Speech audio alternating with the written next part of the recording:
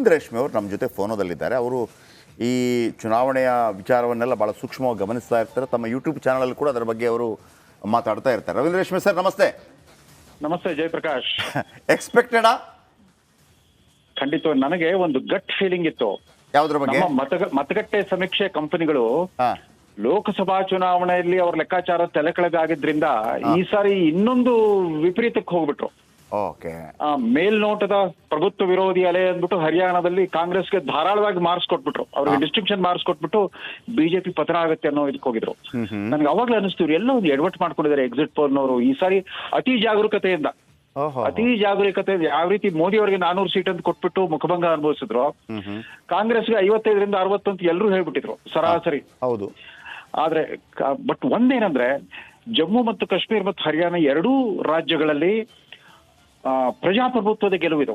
ವಿಶೇಷವಾಗಿ ಜಮ್ಮು ಕಾಶ್ಮೀರಕ್ಕೆ ಸಂಬಂಧಿಸಿದಂತೆ 2020 ಆಗಸ್ಟ್ ನಲ್ಲಿ ಆರ್ಟಿಕಲ್ 370 ರದ್ದಾದ ಮೇಲೆ ಕಳೆದ 4 ವರ್ಷಗಳಲ್ಲಿ ಜನಜೀವನ ಸಹಜ ಸ್ಥಿತಿಗೆ ಬಂದ್ಬಿಡ್ತು, ಆರ್ಥಿಕ ಚಟುವಟಿಕೆ ಪುನಶ್ಚೇತನಗೊಳ್ತು, ಆಮೇಲೆ ಭಯೋತ್ಪಾದಕ ಚಟುವಟಿಕೆ ಕನಿಷ್ಠ ಪ್ರಮಾಣಕ್ಕೆ ತಂದಿಟ್ಬಿಟ್ರು. ಮೋದಿ ಅವರು ಹೇಳಿದ್ರು, ಅಲ್ಲಿ ಯುವಕರಿಗೆ ಕರೆ ಕೊಟ್ಟಿದ್ರು, ನಿಮ್ ಕೈಯಲ್ಲಿ ಕಲ್ಲು ಮತ್ತು ಗನ್ ಬಿಟ್ಬಿಟ್ಟು ಕುರಾನು ಮತ್ತು ಕಂಪ್ಯೂಟರ್ ಹಿಡ್ಕೊಳ್ಳಿ ಅಂತ ಅಂದ್ಬಿಟ್ಟು. ಅದೇ ರೀತಿಯಲ್ಲಿ ಅಭಿವೃದ್ಧಿ ಚಟುವಟಿಕೆ ವೇಗಗತಿಯಿಂದ ನಡೀತು. ಅಫ್ಕೋರ್ಸ್ ದಿಗ್ಬಂಧನದಲ್ಲಿತ್ತು, ಮಿಲಿಟರಿ ನಿರಂಕುಶತ್ವ ಅಲ್ಲಿತ್ತು, ಸ್ವಲ್ಪ ದಿನ ರಾಜಕಾರಣಗಳನ್ನೆಲ್ಲ ಗೃಹ ಬಂಧನದಲ್ಲಿ ಇಟ್ಟಿದ್ರು. ಅದೆಲ್ಲ ಇಟ್ಟರು ಕೂಡ ಅಲ್ಲಿನ ಜನಸಾಮಾನ್ಯರಿಗೆ ಅರ್ಥ ಆಗಿತ್ತು. ಜಯಪ್ರಕಾಶ್, ನಾವು ಜೂನ್ 10ರಿಂದ ಜೂನ್ 15 ತೀರಾ ಇತ್ತೀಚೆಗೆ ಜಮ್ಮು ಅಂಡ್ ಕಾಶ್ಮೀರ್ಗೆ ಖುದ್ದು ನಾನು ಭೇಟಿ ಕೊಟ್ಟಿದ್ದೆ, ನಮ್ಮ ಕುಟುಂಬ ಸಮೇತ ಹೋಗಿದ್ವಿ. ಕಳೆದ ಒಂದು ವರ್ಷದಲ್ಲಿ ಶ್ರೀನಗರಕ್ಕೆ ಪ್ರತಿದಿನ 15,000 ಜನ ಯಾತ್ರಿಕರು ಬಂದು ಹಿಡಿತಾ ಇದ್ದಾರೆ. ಈ ಒಂದು ವರ್ಷದಲ್ಲಿ 1,80,00,000 ಜನ ಪ್ರವಾಸಿಗರಲ್ಲಿ ಬಂದಿದ್ದಾರೆ. ಆ ಪಹಲ್ಗಾಮ್ ಆಗ್ಲಿ, ಗುಲ್ಮಾರ್ಗ್ ಆಗ್ಲಿ, ಸೋನಾಮಾರ್ಗ್ ಆಗ್ಲಿ ಎಲ್ಲ ಕಡೆ ಸಹಸ್ಥಿತಿ ಇತ್ತು. ಕರ್ನಾಟಕದ ಪ್ರವಾಸಿ ಕ್ಷೇತ್ರಗಳಲ್ಲಿ, ಪ್ರವಾಸಿ ಸ್ಥಳದಲ್ಲೂ ಕೂಡ ಅಷ್ಟು ಆ ತರದ ಜನನಿಬಿಡ ಸ್ಥಿತಿ ನಾವು ನೋಡಕ್ ಸಾಧ್ಯ ಇಲ್ಲ. ಆ ತರದ ಸಂಭ್ರಮ ಮನೆ ಮಾಡಿತ್ತು. ಆಮೇಲೆ ಅಲ್ಲಿನ ಜನ ಪಾಪ ಬಹಳ ಶ್ರಮಜೀವಿಗಳು. ಒಂದ್ ಕಡೆ ನೈಸರ್ಗಿಕ ವಿಕೋಪದಿಂದ ನಾವು ವರ್ಷಕ್ಕೆ 6 ತಿಂಗಳು ಚಳಿಗಾಲ ಬಂದು ಅವ್ರ ಜನಜೀವನ ನಿಂತೋಗ್ಬಿಡುತ್ತೆ. ಉಳಿದ 6 ತಿಂಗಳಲ್ಲಿ ಅವ್ರು ಬದುಕು ಕಟ್ಕೋಬೇಕು. ಬಟ್ ಇವಾಗ ಎಷ್ಟು ಒಂಥರ ಚೈತನ್ಯವನ್ನ ಪಡ್ಕೊಂಡ್ಬಿಟ್ಟಿದ್ದಾರೆ ಅಂತಂದ್ರೆ, ಅತಿಥಿಗಳು ಅವರೆಲ್ಲ ಭಾರತದ ಬೇರೆ ಬೇರೆ ರಾಜ್ಯಗಳು ಅವ್ರು ಇಷ್ಟೊಂದು ವಿನಮ್ರತೆಯಿಂದ, ಸೌಜನ್ಯದಿಂದ, ಶಿಷ್ಟಾಚಾರದ ಪಾಲನೆ ಮಾಡ್ತಾರೆ ಅಂತಂದ್ರೆ. ಈಗ ರೇಷ್ಮೆ ಅವರೇ, ಇನ್ನೊಂದು, ಈ ಹಿಂದೆಲ್ಲ ಪ್ರತ್ಯೇಕತಾವಾದಿಗಳು ಚುನಾವಣೆಗಳನ್ನ ಬಹಿಷ್ಕಾರ ಮಾಡ್ತಾ ಇದ್ರು. ಕೆಲವು ಕಡೆ ಕೆಲವು ಜಾಗದಲ್ಲೆಲ್ಲ ಸಾಧ್ಯವೇ ಇರ್ತಿರ್ಲಿಲ್ಲ ನಮಗೆ ಚುನಾವಣೆ. ಈ ಯಾವುದು ಕೆಲವು ಕಡೆ ಅನಂತನಾಗ್, ಬಾರಾಮುಲ್ಲಾ, ಇಲ್ಲೆಲ್ಲ 0% ವೋಟಿಂಗ್ ಆದದ್ದು ಕೂಡ ಇದೆ, ಯಾಕಂದ್ರೆ ಭಯದಿಂದಾಗಿ. ಈಗ ಅವರೇನೆ, ಈಗ ಸಜ್ಜದ್ ಲೋನ್ ಇರ್ಬೋದು, ಆಮೇಲೆ ರಶೀದ್ ಇಂಜಿನಿಯರ್ ಇರ್ಬೋದು, ಅವಾಮಿ ಪಾರ್ಟಿ ಮಾಡಿಕೊಂಡು, ಸೊ ಇದರ ಅರ್ಥ ಅವರು ಕೂಡ ಭಾಗವಹಿಸ್ತಾ ಇದ್ದಾರೆ ಅಂತ ಒಂದು ನನ್ನ ಪ್ರಶ್ನೆ. ಸೊ ಇದು ಪಾಸಿಟಿವ್ ಅಂತ ನಾನು ಅಂದ್ಕೋತೀನಿ, ಯಾಕಂದ್ರೆ ಅವರು ಕೂಡ ಪ್ರತ್ಯೇಕತಾವಾದತನಕ್ಕಿಂತ ಹೆಚ್ಚಾಗಿ ಚುನಾವಣಾ ಪ್ರಕ್ರಿಯೆಯಲ್ಲಿ ಭಾಗಿಯಾಗೋದಿದೆಯಲ್ಲ, ಅದಕ್ಕೆ ಮುಕ್ತವಾದ ಅವಕಾಶ ಇರುತ್ತೆ. ನಂಬರ್ 1. ಎರಡನೇದು, ಈ ಇಂಡಿ ಮೈತ್ರಿಕೂಟ ಹೇಳಿರುವಂಥದ್ದು 370 ರದ್ದುಗೊಳಿಸ್ತೇವೆ ಅಥವಾ ವಾಪಸ್ ಪಡಿತೀವಿ ಅನ್ನುವಂಥ ಹೇಳಿಕೆಗಳಿದೆಯಲ್ಲ, ಈ ಎರಡರ ಬಗ್ಗೆ ನನಗೊಂದು ವಿಶ್ಲೇಷಣೆ ಬೇಕಿತ್ತು. ಆರ್ಟಿಕಲ್ 370 ವಿಚಾರದಲ್ಲಿ ನ್ಯಾಷನಲ್ ಕಾನ್ಫರೆನ್ಸ್ ಮತ್ತು ಕಾಂಗ್ರೆಸ್ ನಿಲುವಿನಲ್ಲಿ ಸೂಕ್ಷ್ಮವಾದ ವ್ಯತ್ಯಾಸ ಇತ್ತು. ಉಮರ್ ಅಬ್ದುಲ್ಲಾ ಅವರು ಮತ್ತೆ ನಾವು ಆರ್ಟಿಕಲ್ 370 ಪುನಃಸ್ಥಾಪನೆಗೆ ನಾವು ಪ್ರಯತ್ನ ಮಾಡ್ತೀವಿ ಅಂತಂದ್ರೆ, ರಾಹುಲ್ ಗಾಂಧಿ ಅವರು ಮಾತ್ರ ಆ ಮಟ್ಟಕ್ಕೆ ಹೋಗ್ಲಿಲ್ಲ. ನಾವು ಪೂರ್ಣ ಪ್ರಮಾಣದ ರಾಜ್ಯ ಸ್ಥಾನಮಾನ ಕೊಡ್ತೇವೆ ಅಂತ ಅಷ್ಟಕ್ಕೆ ಮಾತ್ರ ಹೇಳ್ತಾ ಇದ್ರು. ಈ NDA ಸರ್ಕಾರ ಮೇಲೆ ಒತ್ತಡ ತಂದ್ಬಿಟ್ಟು ಮತ್ತೆ ಪೂರ್ಣ ಪ್ರಮಾಣದ ರಾಜ್ಯ ಸ್ಥಾನಮಾನವನ್ನು ಸ್ಟೇಟ್ ಹುಡ್ ಕೊಡ್ತೇವೆ ಅಂತ ಅಷ್ಟು ಮಾತ್ರ ಹೇಳ್ತಾ ಇದ್ರು. ಅದ್ರಲ್ಲಿ ಮಾತ್ರ ಆರ್ಟಿಕಲ್ 370 ಬಗ್ಗೆ ಕಾಂಗ್ರೆಸ್ ಬಹಳ ಎಚ್ಚರಿಕೆ ಹೆಜ್ಜೆಯನ್ನು ಇಡ್ತಾ ಬಂತು.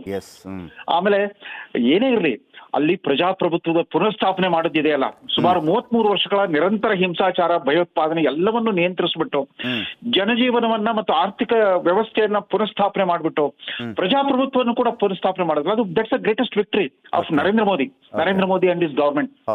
ಯಾಕಂದ್ರೆ ಆರ್ಟಿಕಲ್ 370 ತೆಗೆದಾಗ್ಲೂ ಏನೋ ಒಂದು ಭೂಕಂಪ ಆಗೋಗ್ಬಿಡುತ್ತೆ ಅಲ್ಲಿ ಅಂತ ಅನ್ಕೊಂಡ್ಬಿಟ್ಟಿದ್ವಿ. ಏನೂ ಇಲ್ಲ.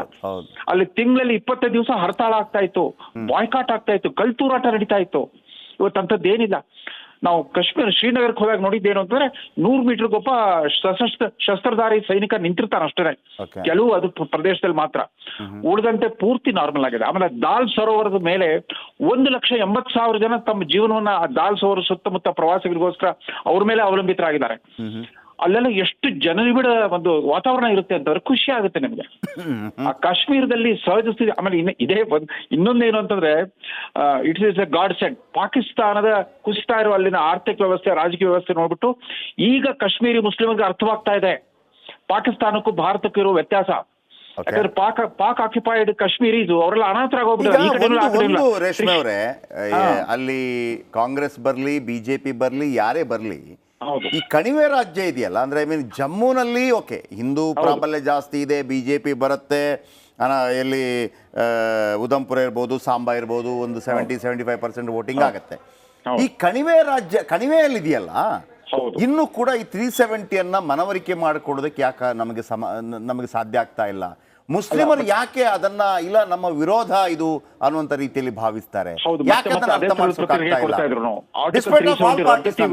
ರದ್ದತಿ ವಿರುದ್ಧ ನಾವು ಈ ಸಾರಿ ವೋಟ್ ಮಾಡ್ತಾ ಇರೋದು, ಅದಕ್ಕೆ ನಾವು ಚುನಾವಣೆಗೆ ಬರ್ತಾ ಇರೋದು ಅಂತ ಅವ್ರು ಹೇಳ್ತಾ ಇದ್ರು. ಓಕೆ, ಆದ್ರೆ ಅವ್ರಿಗೆ ಸರಿಯಾದ ಮಾರ್ಗದರ್ಶನ ಮಾಡೋ ನಾಯಕತ್ವ ಸಿಗ್ತಾ ಇಲ್ಲ. ಯಾಕಂದ್ರೆ ಇವರು ಎರಡು ಕುಟುಂಬಗಳು ಇದಾವಲ್ಲ, ಮಫ್ತಿ ಕುಟುಂಬ ಮತ್ತು ಅಬ್ದುಲ್ಲಾ ಕುಟುಂಬ. ಹೌದು, ಅವ್ರು ಇವತ್ತು ಕೂಡ ಒಂದು ಸ್ಪಷ್ಟವಾದ ನಿಲುವು ತಗೊಳ್ಳಿಕ್ ಆಗ್ತಾ ಇಲ್ಲ. ನೋಡಿ, ಇದುವರೆಗೂ ನಾವು ಕಳೆದ 40 ವರ್ಷದಿಂದ ನೋಡಿದಾಗ ಒಬ್ಬನೇ ಒಬ್ಬ ರಾಷ್ಟ್ರ ಮಟ್ಟದ ಕಾಶ್ಮೀರಿ ನಾಯಕ ಯಾರು ಈ ಪ್ರತ್ಯೇಕತಾವಾದಿಗಳ ಜೊತೆಗೆ ಚೆಲ್ಲಾಟ ಆಡ್ಲಿಲ್ಲ. ಅವರು ಗುಲಾಂ ನಬಿ ಆಜಾದ್. ಅವ್ರಿಗೆ ಒಂದು ಪದ್ಮವಿಭೂಷಣ ಕೊಟ್ಟ ತಕ್ಷಣ ಕಾಂಗ್ರೆಸ್ನವ್ರು ಅವ್ರನ್ನ ಅಲ್ಲಿಂದ ಬಿಟ್ಟು ಹೋಗೋ ತರ ಮಾಡ್ಬಿಟ್ರು ಅವ್ರನ್ನ. ಹೌದು, ಒಂಥರ ಭ್ರಷ್ಟಂತರ, ಪಕ್ಷ ಭ್ರಷ್ಟ ಅನ್ನೋ ರೀತಿಯಲ್ಲಿ ಟ್ರೀಟ್ ಮಾಡಿದ್ರು. ಅವ್ರು ಹೊರಗೆ ಬಂದ್ರು. ಅವ್ರ ತರ ನಿಷ್ಠುರವಾದ ನಿಲುವು ಇವ್ರು ತಾಳ್ಲಿಕ್ಕೆ ಆಗೇ ಇಲ್ಲ. ಇವ್ರು ಆಗಾಗ ಚೇಂಜ್ ಆಗ್ತಾ ಇರ್ತಾರೆ. ಅಬ್ದುಲ್ಲಾ ಫ್ಯಾಮಿಲಿ ಮತ್ತು ಮಫ್ತಿ ಅಧಿಕಾರದಲ್ಲಿರುವಾಗ ಒಂದು, ಇಲ್ಲದೆ ಇರುವಾಗ ಒಂದು. ಮೆಹಬೂಬಾ ಮಫ್ತಿ ಎಂದು ಇವತ್ತು ಕೂಡ ಇಂಡಿಯಾ ಇಂಡಿಯಾ ಇಂಡಿಯಾ ಅಂತ ಅದೇನೋ ಪ್ರತ್ಯೇಕ ರಾಷ್ಟ್ರ ಅನ್ನೋ ರೀತಿಯಲ್ಲಿ ಮಾತಾಡ್ತಾ ಇರ್ತಾಳೆ. ನನ್ನ ದೇಶ ಅಂತ ಅದಕ್ಕೆ ಮಾತಾಡೋದೇ ಇಲ್ಲ.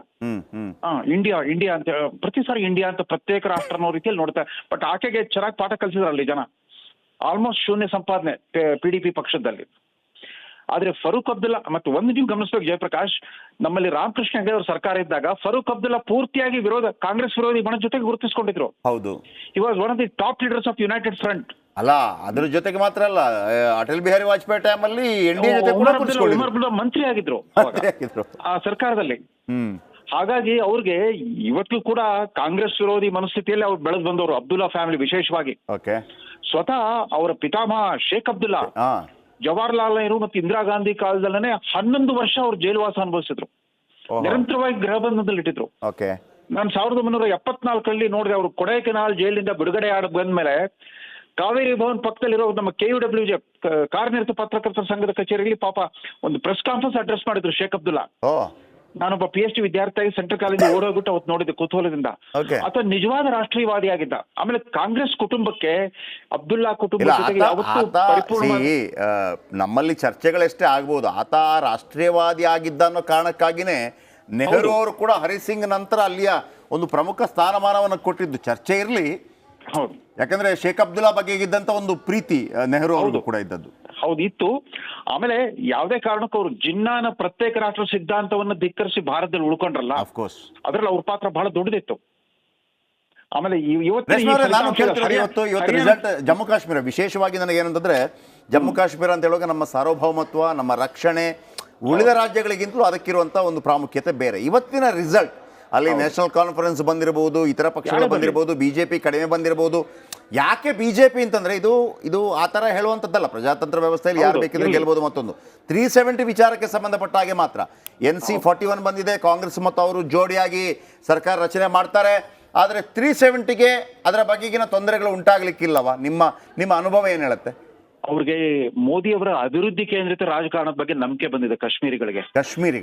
ನೀವು ಅಲ್ಲಿ ನೋಡ್ಬೇಕೀಗ, ಅಲ್ಲಿ ಏಮ್ಸ್ ಆಸ್ಪತ್ರೆ ಸ್ಥಾಪನೆ ಆಗ್ತಾ ಇದೆ, ಇಂಡಿಯನ್ ಇನ್ಸ್ಟಿಟ್ಯೂಟ್ ಆಫ್ ಮ್ಯಾನೇಜ್ಮೆಂಟ್ ಸ್ಥಾಪನೆ ಆಗ್ತಾ ಇದೆ ಇದ್ರಲ್ಲಿ ಕಾಶ್ಮೀರದಲ್ಲಿ. ಫಸ್ಟ್ ಟೈಮ್ ಅವ್ರ ಜೀವನದಲ್ಲಿ ಫ್ಲೈ ಓವರ್, ಎಕ್ಸ್ಪ್ರೆಸ್ ಹೈವೇಗಳು ನೋಡಕ್ ಶುರು ಮಾಡಿದೆ ಕಾಶ್ಮೀರಿಗಳು. ರೈಲ್ವೆ ಮಾರ್ಗದ ವಿಸ್ತರಣೆ ಆಗ್ತಾ ಇದೆ. ಆಮೇಲೆ ಇದಕ್ಕೂ ಪೂರ್ವದಲ್ಲಿ ಲೋಕಸಭಾ ಚುನಾವಣೆಗಿಂತ ಮುಂಚೆನೆ ಜಿಲ್ಲಾ ಪಂಚಾಯತ್ ಚುನಾವಣೆ ನಡೆದಾಗಲೂ ಕೂಡ ಅದೇ ತರದ ರೀತಿಯಲ್ಲಿ ಪಾಲ್ಗೊಂಡಿದ್ರು, ಉತ್ಸಾಹದಿಂದ ಪಾಲ್ಗೊಂಡಿದ್ರು ಜನ. ಅಂದ್ರೆ ಅದೇ ಅಲ್ವಾ ಸರ್, ಈಗ ನೀವು ಖಾಲಿ ಯಾವ ಪ್ರತಿ ಸಲ ಕೂಡ ದೋಣಿ ಓಡಿಸ್ತಾನೆ, ದುಡ್ಡು ಮಾಡಬೇಕು ಅಂತಂದ್ರೆ, ಹೊರಗಿನವರು ಬರಬೇಕು ಅಂತಂದ್ರೆ ಎಷ್ಟು ಅಂತ ಮಾಡಕ್ಕಾಗತ್ತೆ? ಹೌದು. ಅವ್ರಿಗೆ ಸಹಜ ಜೀವನ ಬೇಕಾಗಿತ್ತು. ಅಂಡ್ ಈ ಸಾರಿ ನೋಡಿ, ಅಮರನಾಥ್ ಯಾತ್ರಾ ಕೂಡ ಯಾವುದೇ ಅಪಾಯ ಇಲ್ಲದೆ ನಡೀತಲ್ಲಿ. ಇತ್ತೀಚೆಗೆ ನಡೆದ ಭಯೋತ್ಪಾದನೆ ಚಟುವಟಿಕೆಗಳಲ್ಲಿ ಜಮ್ಮು ಬಾರ್ಡರ್ ನಲ್ಲಿ ಹೊರತು ವ್ಯಾಲಿಯಲ್ಲಿ ಇರಲಿಲ್ಲ, ಕಣಿವೆಯಲ್ಲಿ ಇರಲಿಲ್ಲ. ಇಲ್ಲ, ಅಫ್ಕೋರ್ಸ್ ಈಗ ಒಂದು ವಿರೋಧವಾಗಿ ಹೇಳ್ಬೋದು, ಏನು ಎಲ್ಲ ಕಂಪ್ಲೀಟ್ ಮುಗೀತಾ ಅಂತ. ಯಾವತ್ತು ಕಂಪ್ಲೀಟ್ ಮುಗಿಯೋಕ್ಕೆ ಸಾಧ್ಯ ಇಲ್ಲ. ಈ ಭ್ರಷ್ಟಾಚಾರ ಮಟ್ಟ ಹಾಕ್ತೇನೆ, ಭ್ರಷ್ಟಾಚಾರ ಮಟ್ಟ ಹಾಕ್ಬೋದು ವಿನಃ ಭ್ರಷ್ಟಾಚಾರವನ್ನು ನಿಲ್ಸಕ್ಕೆ ಸಾಧ್ಯ ಇಲ್ಲ. ಆದರೆ ಹಂತ ಹಂತವಾಗಿ ವರ್ಷಾನುಗಟ್ಟಲೆ ಕಳೆದಾಗ, ಈಗ ಕಾಶ್ಮೀರದಲ್ಲಿ ಉಂಟಾಗಿರುವಂಥ ಭಯೋತ್ಪಾದಕ ಚಟುವಟಿಕೆಗಳ ಕಡಿವಾಣ ಈ 4 ವರ್ಷದಲ್ಲಿ ದೊಡ್ಡ ಸಾಧನೆ ಅದು. ಅದಷ್ಟೇ ಅಲ್ಲ, ಇಡೀ ಈ ಸಾರಿ ಚುನಾವಣೆ ಪ್ರಚಾರ ಇದ್ದಾಗ ಮತ್ತು ಮತದಾನ ಸಂದರ್ಭದಲ್ಲಿ 16 ರಾಷ್ಟ್ರಗಳ ರಾಯಭಾರಿಗಳನ್ನ ಚುನಾವಣಾ ಆಯೋಗ ಕಾಶ್ಮೀರಕ್ಕೆ ಕರ್ಕೊಂಡು ಹೋಗಿದ್ರು. ಮುಕ್ತ ಚುನಾವಣೆ ನಡೆಯುತ್ತೋ ಇಲ್ವೋ ಅಂತ ಅಂದ್ಬಿಟ್ಟು. ಯಾಕಂದ್ರೆ ಪಾಶ್ಚಿಮಾತ್ಯ ರಾಷ್ಟ್ರಗಳ ಅನೇಕರು ಯಾವಾಗ್ಲೂ ಭಾರತದ ಕಾಶ್ಮೀರ ನೀತಿ ಬಗ್ಗೆ ಅನುಮಾನ ಪಡ್ತಿದ್ರಲ್ಲ, ಅವ್ರನ್ನೆಲ್ಲ ಕರ್ಕೊಂಡ್ಬಿಟ್ಟು ಹೋಗಿ ತೋರಿಸಿದ್ರು ಪ್ರತ್ಯಕ್ಷವಾಗಿ, ನೋಡಿ ನೀವು it's A free and fair election ಅಂತ. ಅದು ಕೂಡ ಸಾಬೀತ, ಇಡೀ ಜಗತ್ತಿಗೆ ಒಂದು ಸಂದೇಶ ಕೊಟ್ಟಿದ್ದೀವಿ. ಓಕೆ ಸರ್, ಈಗ ಹರಿಯಾಣಕ್ಕೆ ಬರೋಣ. ಒಂದು ಚೊಕ್ಕದಾಗಿ ಹೇಳೋದಿದ್ರೆ ಆಂಟಿ ಇನ್ಕಂಬೆನ್ಸಿ ಅಂತ ಒಂದಿರುತ್ತೆ, ಆಮೇಲೆ ಅಲ್ಲಿ ಜವಾನ್, ಕಿಸಾನ್, ಪೈಲ್ವಾನ್ ಇದು ಒಂದು, ಆಮೇಲೆ ಜಾಟ್ಗಳು ತಿರುಗಿ ಬಿದ್ದಿದ್ದಾರೆ, ದಲಿತರು ತಿರುಗಿ ಕಿಸಾನ್ ಸಂವಿಧಾನ ಅಂತ. ಈ ಕಾಂಗ್ರೆಸ್ ಒಂದು ಸಂವಿಧಾನ ಅಬ್ಸೆಷನ್ ಹಚ್ಬಿಟ್ಟಿದೆ, ಜವಾನ್ ಕಿಸಾನ್ ಸಂವಿಧಾನ್ ಅಂತ ಹೇಳೋದು. ಓಕೆ, ಹೋದಲ್ಲಿ ಬಂದಲ್ಲಿ ಅದೆಲ್ಲದಕ್ಕೂ ಉತ್ತರ. ಆಮೇಲೆ ಒಂದೇನಂದ್ರೆ, ಮನೋಹರ್ ಲಾಲ್ ಖಟ್ಟರ್ ಬಗ್ಗೆ ಬೇರೆ ಏನಿರಲಿ, ಅವರೊಬ್ಬ ಕರಿಷ್ಮ್ಯಾಟಿಕ್ ಲೀಡರ್ ಅಲ್ಲ, ಆದ್ರೆ ವ್ಯಕ್ತಿಗತವಾಗಿ ಮೋದಿ ಅವ್ರ ತರನೇ ಒಂದೇ ಒಂದು ಕಪ್ ಚುಕ್ಕೆ ಇಲ್ಲ. ನಿಮ್ಗೆ ನೆನಪಿದೆಯಾ, ಅವರು 2014ರಲ್ಲಿ ಅಧಿಕಾರ ವಹಿಸ್ಕೊಂಡಾಗ ಬರೀ 2 ಸೂಟ್ ಕೇಸ್ ತಗೊಂಡು ಹೋಗ್ಬಿಟ್ಟು ಮುಖ್ಯಮಂತ್ರಿ ನಿವಾಸಕ್ಕೆ ಪ್ರವೇಶ ಮಾಡಿದ್ರು. ಇವತ್ತಿಗೂ ಅದೇ, ವ್ಯಕ್ತಿಗತವಾಗಿ ಒಂದೇ ಒಂದು ಭ್ರಷ್ಟಾಚಾರ, ಕುಟುಂಬ ರಾಜಕಾರಣ, ಸ್ವಜನ ಪಕ್ಷಪಾತದ ಆರೋಪ ಆತನ ಮೇಲೆ ಇರಲಿಲ್ಲ. ಅಂಡ್ ಗ್ರಾಸ್ ರೂಟ್ಸ್ ಲೆವೆಲ್ ಅಲ್ಲಿ ಜನಮಾನಸವನ್ನು ಸರಿಯಾಗಿ ಅರ್ಥ ಮಾಡ್ಕೊಂಡಿದ್ರು. ಮೋದಿ ಅವರ ಡೆವಲಪ್ಮೆಂಟ್ ಅಜೆಂಡಾನ ಹೆಚ್ಚು ಅಥವಾ ಪ್ರಚಾರ ಪ್ರಿಯನಲ್ಲ, ಅದೇ ಅವ್ರದ್ದು ವೀಕ್ನೆಸ್ ಆಗಿತ್ತು ಮನೋಹರ್ ಲಾಲ್ ಖಟ್ಟರ್ ಅವ್ರದ್ದು. ಆಮೇಲೆ ಅಲ್ಲಿ ನೋಡಿ, ಕರ್ನಾಟಕ ತರ ಅಲ್ಲೂ ಕೂಡ ಬಹುಶಃ ಈ ಪ್ರಭಾವಶಾಲಿ ಜಾಟ್ ಜನಾಂಗದ ವಿರುದ್ಧ ಮತ್ತೆ ಸೋಷಿಯಲ್ ಇಂಜಿನಿಯರಿಂಗ್ ವರ್ಕೌಟ್ ಆಗಿದೆ ಬಿಜೆಪಿದು. ಹಿಂದುಳಿದ ವರ್ಗದ ಮುಖ್ಯಮಂತ್ರಿ ನಾಯಬ್ ಸಿಂಗ್, ಇನ್ನು ಯುವ ತಲೆಮಾರಿನ ಒಬ್ಬ ಮುಖ್ಯಮಂತ್ರಿ, ಅವ್ರ ನಾಯಕತ್ವಕ್ಕೆ ಮತ್ತೆ ಸಮರ್ಥನೆ ಸಿಕ್ಕಿದೆ. ಉಳಿದಂತೆ ಅವ್ರ ಹೆಸರು ಕೆಟ್ಟಿರ್ಲಿಲ್ಲ, ಆದ್ರೆ ಆ ತರದ ಒಂದು ಪರ್ಸೆಪ್ಷನ್ ಬಿಲ್ಡಪ್ ಮಾಡಿದ್ರೆ ಫೇಲ್ಯೂರ್ ಆಗಿತ್ತು ಅಷ್ಟೇ ಖಟ್ಟರ್ ಅವರು. Yes sir, thank you.